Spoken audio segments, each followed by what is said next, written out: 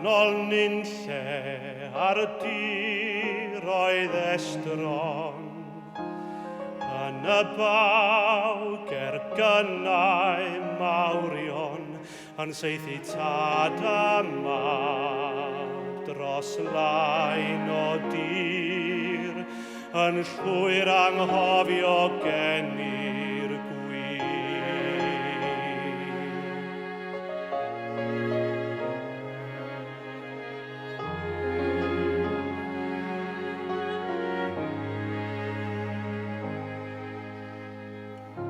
Ond gwawriodd heddwch y bore addfwyn, yn hir neb heb sôn am melyn, canstaeth cryn bach o bellteroedd nos, a thewi erchyllderau'r ffos.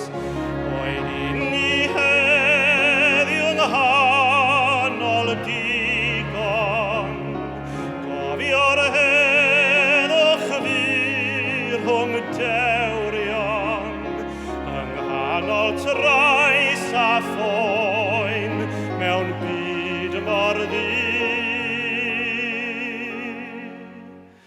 Roi ni nerth, y nerth i gofio thenw di.